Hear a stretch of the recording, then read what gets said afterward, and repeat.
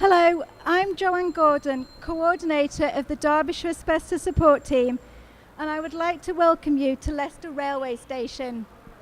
Mesothelioma is a cancer caused by exposure to asbestos, but it is not only a disease of construction workers and laggers, it can affect anyone.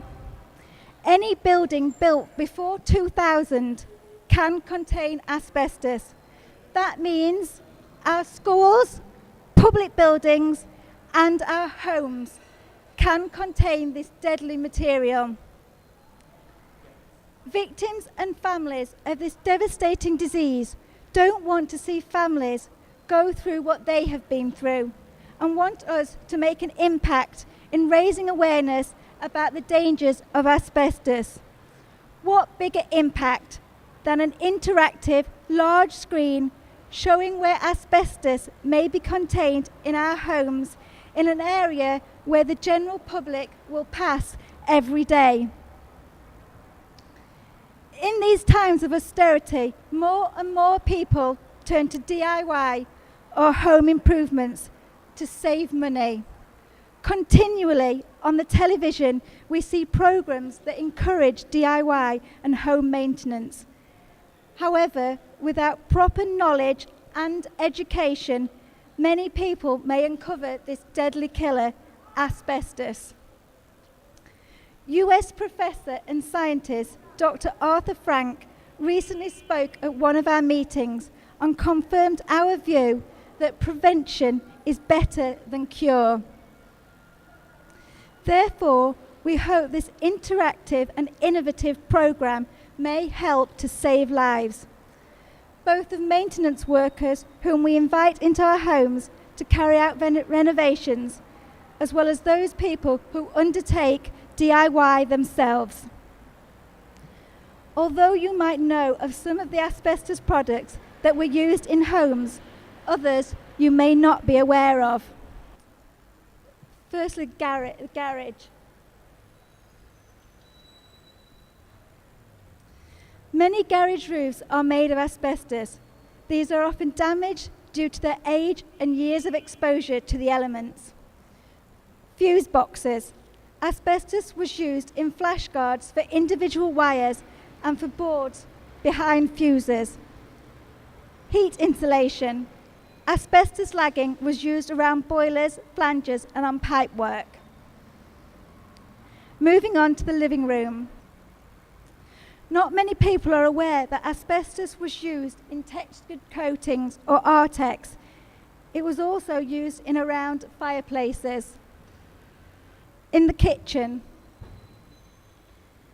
Anyone who still has an old ironing board may find that the heat-resistant rest is asbestos. Vinyl and thermoplastic floor tiles may contain asbestos. They may also have asbestos paper lining underneath. Sometimes you may find them hidden under carpets and vinyl floor covering. Unfortunately, they look similar to the tiles we use today. Bedroom. Although not necessarily found in the bedroom, asbestos insulation board was used as internal wall cladding.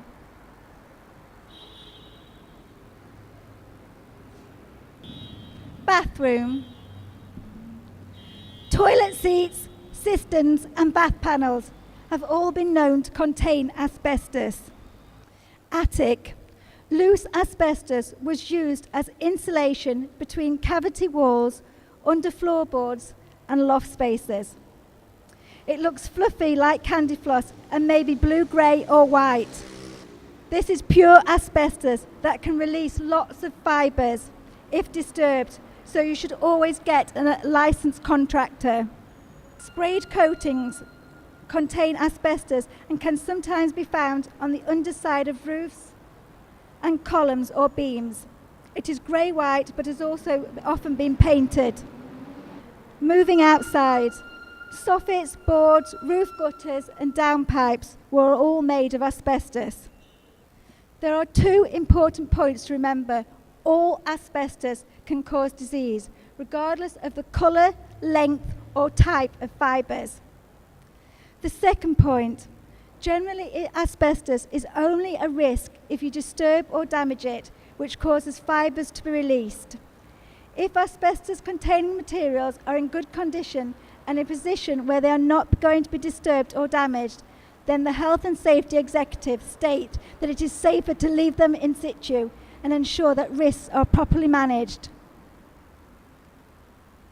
I would like to say that this programme has been dedicated to the brave mesothelioma victims and their families in Leicester and the East Midlands, many whom have supported and continue to support DAST in our work. We would also like to thank anybody who's donated to DAST and all our sponsors for this project. I would now like to introduce our speakers. Imran Khalif from the Unite the Union and Leicester District Trades Union Council.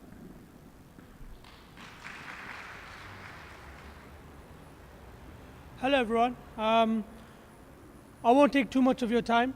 My name is Imran. I work for Eon Energy Solutions Limited, the gas and electricity supplier.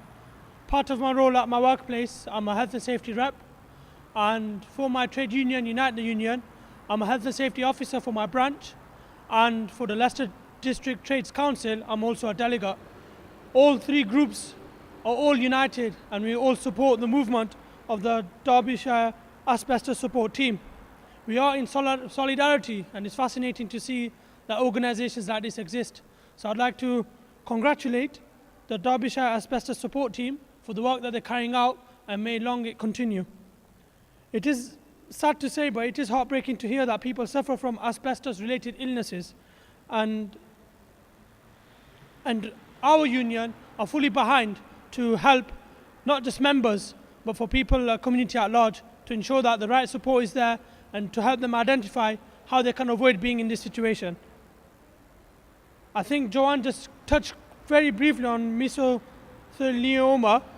I do understand it's a rare form of cancer that develops from cells, that protective lining that covers many of the internal organs of the body. This is fatal, and we need to increase our awareness, not just between the people that are here. We should increase our awareness within our workforces. We should increase our awareness within our families, our friends, and the community at large. My message is very simple and very clear. If you know there may be a danger of asbestos being exposed, do not take the risk of trying to rectify the problem, and act as soon as you can. According to the Control of Asbestos Regulations 2012,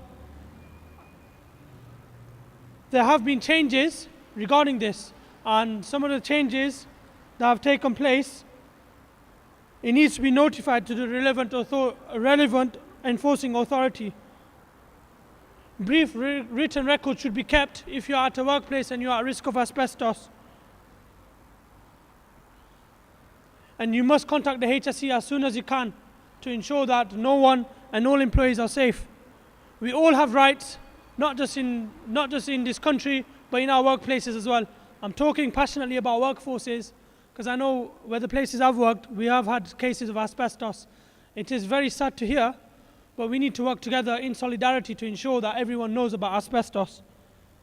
I would like to finally thank you all for being here today. I would like to thank the Derbyshire Asbestos team to allow me to speak for my union, for my colleagues, and for the Leicestershire District Council, and taking the time out to listen to me. So thank you very much.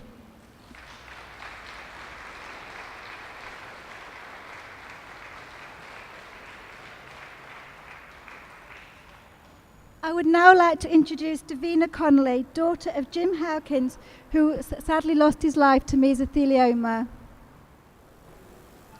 Good evening. We are all here this evening for the same purpose, and that is to raise the awareness of the dangers of asbestos. We all know those most at risk are people who have worked or work in the construction industry, such as plumbers, joiners, electricians. But we also need to remember insulation workers, shipbuilders, locomotive engineers, just to mention a few. I've been asked to speak this evening to talk about my dad, who died of mesothelioma. In the 1960s and early 70s, my dad worked for Her Majesty's Prison Service as a joiner. Where he worked had been a prisoner of war camp in the in World War II.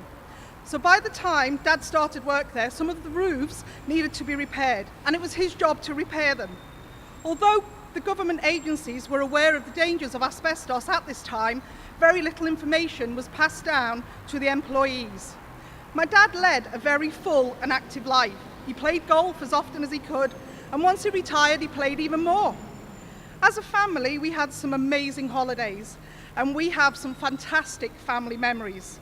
Not only did Dad play golf once he retired, but him and Mum travelled the world and went on some unforgettable holidays. In February 2010, Dad turned 70. Still played golf 3 times a week and played off a single-figure handicap. Mum was to turn 70 in the November, so it was decided that a big bash would be had in July. As we were getting prepared for the party, we noticed that Dad had a cough. Dad, being Dad, said, "Nothing to worry about. Just got wet playing golf. I'll be fine." The day before the party, Dad still wasn't right, so we told him he's going to the doctors on the Monday. Monday came after a fantastic weekend, and Dad, escorted by Mum, went to the doctors. The doctors thought he had fluid on his lungs and was given antibiotics. The course was finished, but Dad was no better, so he went back to see the doctor. He sent him straight to Glenfield for x-rays.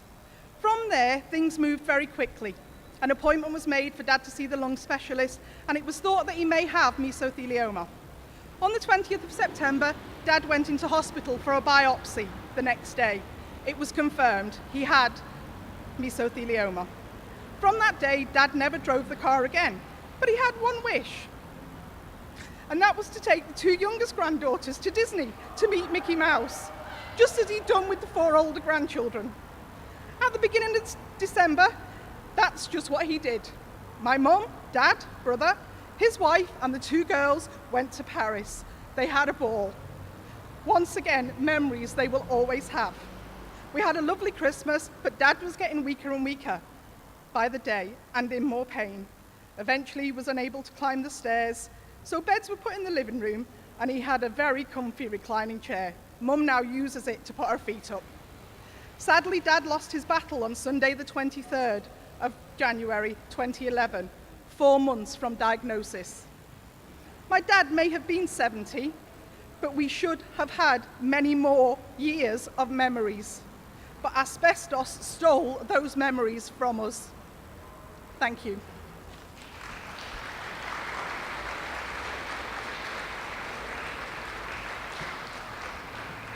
Thank you, Davina. That was very brave of you.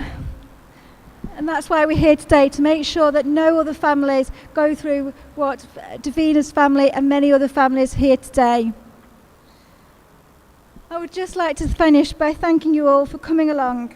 If anybody is interested in the project in your area, it is possible to transport the giant screen around to other cities. However, we also have a 1 metre model which can go to meetings and conferences within your union or local council. So please contact DAST if you're interested. Thank you.